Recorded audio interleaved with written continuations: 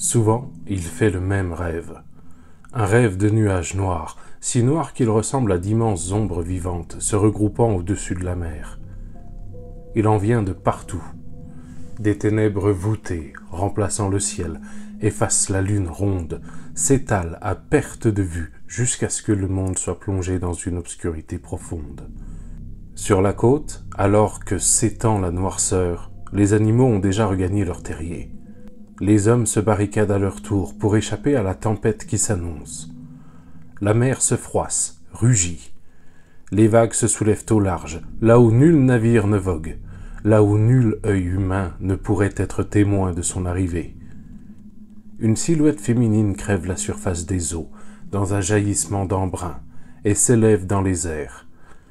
Elle monte jusqu'au cœur de l'orage, lumineuse, seulement vêtue d'une robe d'écume qui scintille de diamants. Avec sa chevelure déployée et son rire mélangé à la fureur des éléments, elle chevauche les nuages noirs qu'elle a invoqués pour couvrir son escapade. Dans la langue des hommes, on la nomme Naïma.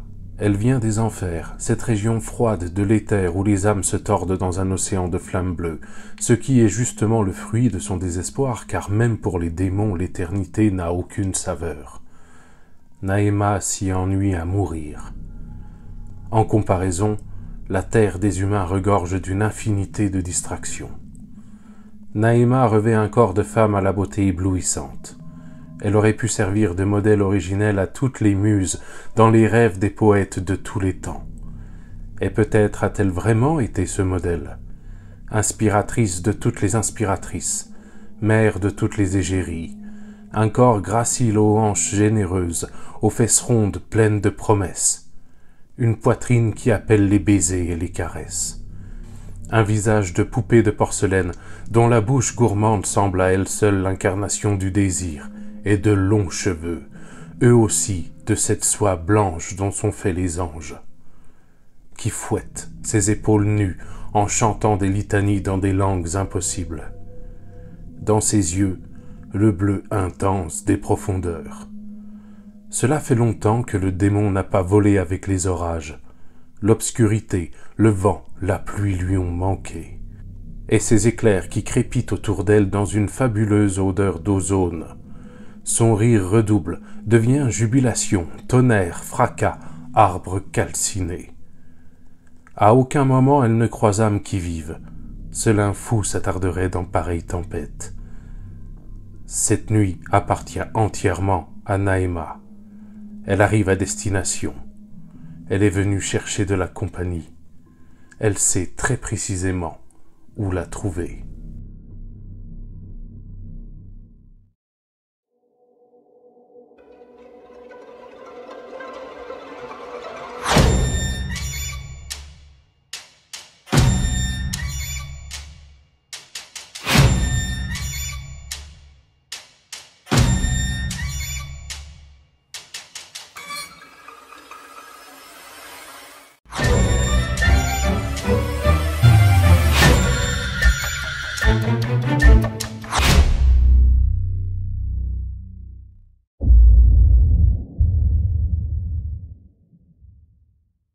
Bonjour, bienvenue sur cette chaîne, merci à toi de passer dans le coin. Rapidement, une collecte de questions est en cours pour une prochaine FAQ sur cette chaîne. À ce jour, j'ai récolté environ 8 297 376 028 questions. Mais si tu souhaites apporter ta pierre à l'édifice, n'hésite pas. Je te mets la vidéo qui explique tout en détail dans la description et dans le i. Par ici. Blague à part, je ne m'attendais pas à autant de questions et mets-toi à ma place quand tu proposes une vidéo participative et que tu vois autant de réactions, eh bien ça touche. Alors du fond du cœur, merci. Attention, révélation. Dans la précédente vidéo, j'avais tenté de te faire deviner quel était le livre du jour en te montrant ce visuel et à part ceux qui sont aussi sur Discord, personne n'a deviné. La bonne réponse était L'Enfant des cimetières de Cédric Cyr. Il y a un air de ressemblance quand même. Bah oui, c'est la photo qui a servi de base à la couverture. Cédric Cyr est un auteur français né le 24 octobre 1974 à Saint-Gaudens. Il est spécialisé dans l'écriture de romans type thriller, fantastique et horrifique, voire même gothique. Mais Cédric Cyr, ce n'est pas que ça. Il est aussi le chanteur du groupe de death metal Angelizer. pour te montrer, Cédric Cyr, c'est aussi ça.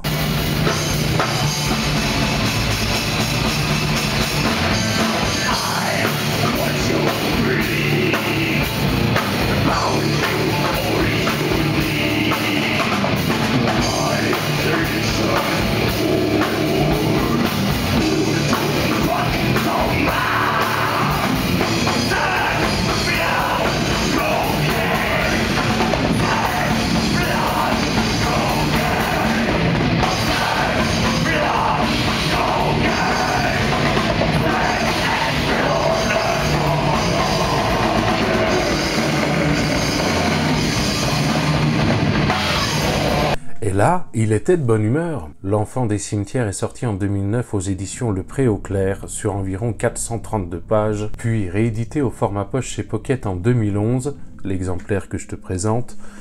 Et dans cette édition, il fait grosso modo 530 pages. Il a remporté le prix Masterton du roman français de 2010.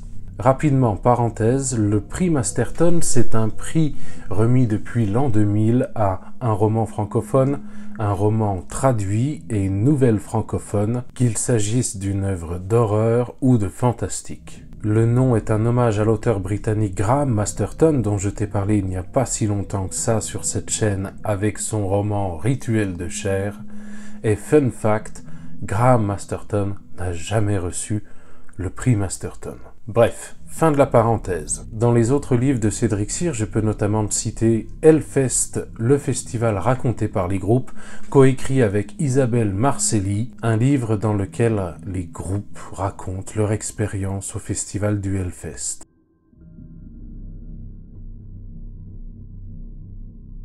Je termine avec cette lecture le défi, le premier d'une série, lire une œuvre qui est la première d'une saga littéraire, puisque c'est le premier roman de la saga Alexandre Vauvert.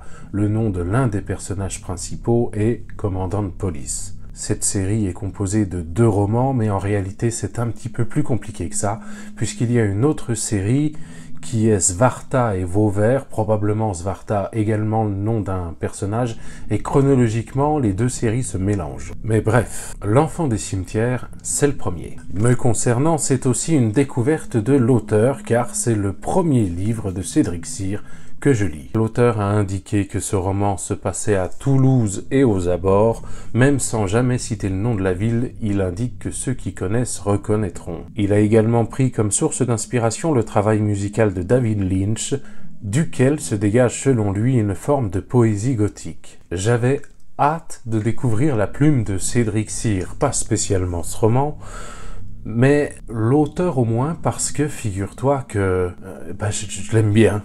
J'aime bien le personnage. J'aime ce que ce type dégage. Voilà, ça vaut ce que ça vaut, mais ça ne vaut pas rien. Et pour rester sur le sujet qui nous intéresse, j'adore sa façon de parler de la littérature. Mais ça ne signifie pas forcément que j'allais aimer ses romans. Rapidement, les personnages marquants de son roman sont Alexandre Vauvert, commandant de police en charge d'enquêter sur un massacre. David Ormeval, photographe de presse au journal Nouveau Regard et compagnon de Christelle, artiste peintre. Et enfin, Aurore Dumas, journaliste et collègue de David. Ah, j'ai failli oublier, il y a lui aussi, l'Enfant des cimetières.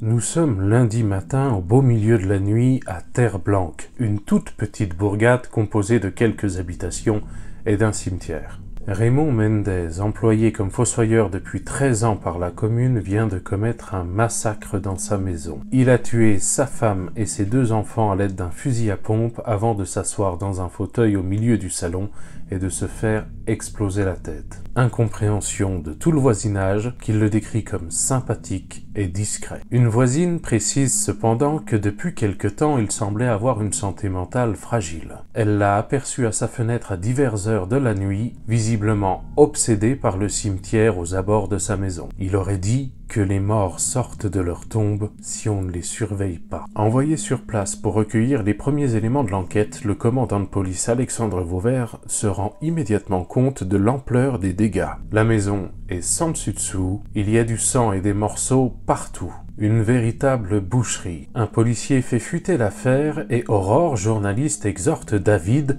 son collègue photographe, à la rejoindre sur place. Les deux employés de la rédaction du journal Nouveau Regard arrivent juste à l'instant où le dernier sac mortuaire est chargé dans l'ambulance et vu la taille, il ne peut s'agir que d'un enfant. L'objectif d'Aurore est clair, recueillir les témoignages et les photographies qui lui permettront d'écrire un article sensationnaliste avec un maximum de détails croustillants. Entend par là sanglant. David, lui, ne veut qu'une chose, sortir de là. Le moins que l'on puisse dire, c'est que sa passion pour la photographie en a pris un sacré coup depuis qu'il travaille dans cette rédaction. Il est bien obligé de se faire violence et passe devant son objectif le sac mortuaire, une scène de chaos et une fenêtre explosée de laquelle des coulures de sang sont visibles depuis l'extérieur de la maison. Tout cela témoigne, si c'était encore nécessaire, de la violence qui a régné à l'intérieur de l'habitation quelques instants plus tôt.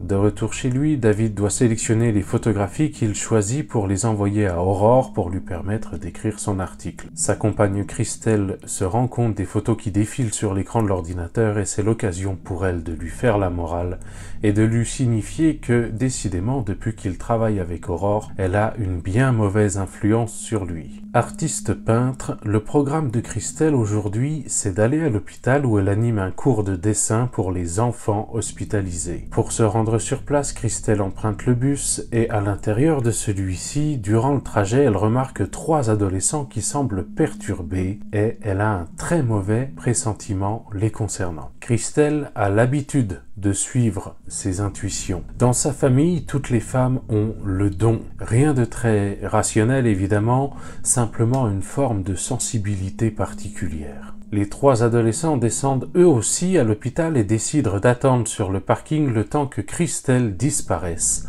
avant de monter au premier étage et de errer dans les couloirs. François, Frédéric et Lucas. Ils sont rapidement repérés par une infirmière qui les trouve louches. Des vols de morphine ont été rapportés ces derniers temps. De plus en plus suspects, un agent de sécurité tente de les reconduire vers la sortie. C'est alors que François sort un fusil d'assaut et prend en otage l'aile de l'hôpital. N'ont qu'un seul but, trouver celui qui est la source de leurs cauchemars, ces cauchemars qui les hantent et leur fait perdre la raison. François croise Christelle, qui tente de le raisonner. Des enfants sont présents, inutile de leur faire courir le moindre risque. Quand Christelle s'approche de François, paniquée, il l'abat. Elle avait ce pouvoir, celui de le voir vraiment. La lumière qu'elle dégageait était trop puissante et le brûlait. Elle lui faisait mal. Puis François est abattu d'une balle en pleine tête par un agent de police à la rescousse. Ah, au fait, François, son nom de famille, c'est Mendez. Il est le neveu de Raymond Mendez, qui a abattu toute sa famille ce jour même. Alors, soit la folie est contagieuse, soit des forces beaucoup plus sombres sont à l'œuvre. Allez, mardi maintenant.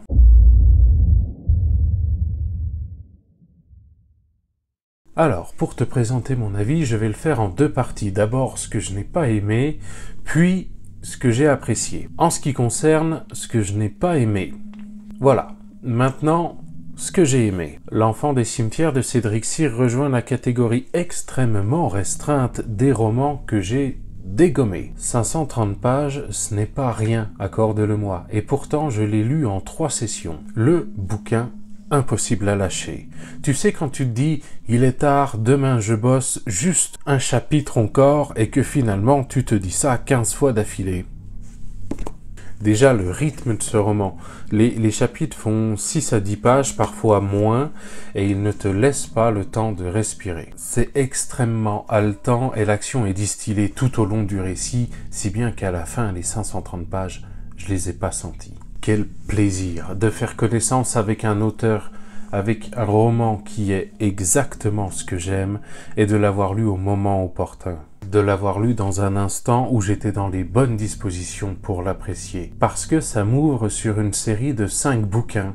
Et si les 4 suivants sont de la même veine, alors là, miracle. En ce qui concerne la plume de Cédric Cyr, elle est très accessible et je la qualifierais de sans concession et cinématographique. Sans concession parce que quand l'auteur veut que ce soit sale, ça l'est. Quand il veut que ce soit sombre, ça l'est. Quand il veut que ce soit gore et dérangeant, ça l'est également et tu n'y échapperas pas. Cinématographique car j'ai été embarqué comme dans un film. En ce qui concerne les idées exprimées, je n'en retiens aucune car il n'y en a pas vraiment et c'est juste une œuvre de fiction, un simple divertissement. Je ne crois pas que ça ait d'autres prétentions. Moi, je me suis retrouvé plongé dans l'atmosphère des films de David Fincher comme The Game ou Seven. Qu'est-ce que j'aime ce film, Seven? Cette atmosphère où tu te sens englué dans la crasse et où l'espoir n'a aucune place. Cette atmosphère parfois putride, mais avec un aspect fantastique en plus. Pour moi, ce roman, c'est le mélange parfait entre un récit d'horreur fantastique et un thriller contemporain. Tu prends le meilleur de Franck Tillier et tu y ajoutes le fantastique de Stephen King à sa grande époque et boum, tu as L'Enfant des cimetières de Cédric Cyr. Sans dire que ce soit révolutionnaire, l'aspect fantastique a quelque chose de nouveau. C'est assez imaginatif. Alors qu'à contrario, l'aspect thriller, lui, avec ses scènes de crime bien chargées, le côté enquête et investigation, l'agent de police, les découvertes macabres, lui, il est plutôt très classique. Mais ce n'est pas quelque chose de négatif parce que classique, oui, mais réussi. Tu n'as pas, contrairement à d'autres, la révélation du twist final dès le premier chapitre. Vous jouez aux échecs, mademoiselle Nijinsky? Voilà, comprenne qui pourra. En ce qui concerne la psychologie des personnages, qui est très bien écrite, je vais rester centré sur les deux principaux que sont le commandant de police Alexandre Vauvert et le photographe David Ormeval. David, lui, c'est vraiment le type qui n'a pas de chance et j'ai apprécié ce décalage qu'il ressent entre d'un côté sa passion pour la photographie et d'un autre côté l'exercice du métier de photographe au sein de la rédaction d'un journal. Ça résonne en moi comme ces expériences qu'on a tous fait, je pense au moins une fois dans notre vie, ce décalage que l'on perçoit entre l'idée que l'on se fait de quelque chose et la réalité quand elle est en face de nous. Sachant que toute l'histoire commence sur 4 jours, le moins que l'on puisse dire en ce qui le concerne, c'est quand la semaine commence comme ça, ah bah vivement le week-end, hein, la vache. Et David, il change de camp. En partant de celui qui est susceptible de faire du mal en prenant des photos pour son journal, il franchit la barrière et rejoint le camp des victimes. Et c'est une révélation pour lui sur ce qu'il était avant que ce drame ne lui arrive. Le commandant Vauvert, lui, il est décrit comme une véritable armoire à glace. Il y a même une fois où il est comparé à Terminator, et pourtant, dans ses actions, c'est beaucoup plus mesuré que ce que son physique pourrait laisser croire. Ça, je peux y voir une sorte de transposition de l'auteur, et c'est quelque chose dont j'ai fait et que je continue de faire l'expérience personnellement, qui est que quand tu as un physique ou un look différent, les gens par défaut pensent que tu es mauvais. Par exemple, en ce qui me concerne, 1m98, plus de 100 kg, parfois le crâne rasé, des piercings partout sur la tronche et des tatouages, tu peux te dire celui-là, il vaut mieux pas le faire chier. Alors qu'en fait... Mauvais exemple. En fait, moi, oui, il vaut mieux pas me faire chier. Et juste précision, j'ai grandi. Je suis pas né comme ça, hein. Sinon, tu imagines, ma mère...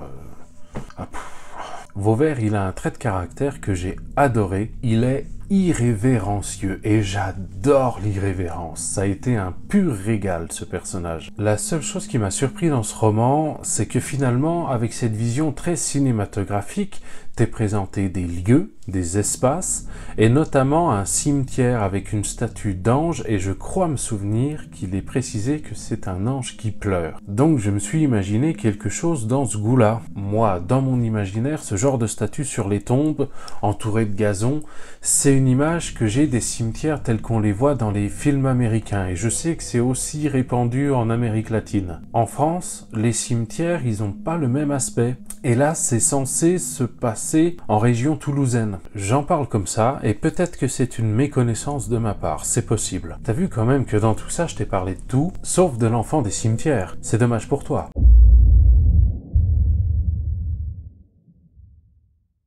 Est-ce que je peux te conseiller L'Enfant des cimetières de Cédric Cyr?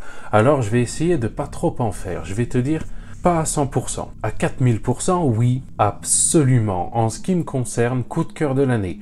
Mais l'année n'est pas finie. C'est haletant, rempli d'action et de retournements de situation. Et c'est tellement sombre, ça fait flipper. J'ai adoré. J'ai adoré parce que je suis capable d'apprécier une histoire qui n'est que pur divertissement et je sais que ce n'est pas le cas de tout le monde. Et à cela, je leur souhaite bonne chance dans la vie. Non, plus sérieusement, c'est compliqué d'aimer cette histoire si tu recherches dans tes lectures une élévation, qu'elle soit spirituelle, culturelle, psychologique ou je sais pas quoi. Mais en ce qui me concerne, je m'en fous, je te le signe là en bas, L'Enfant des cimetières, coup de cœur. Et putain, ça fait plaisir. Est-ce que je vais lire la suite? Oh, bah c'est une évidence. Est-ce que je lirai d'autres romans de Cédric Cyr?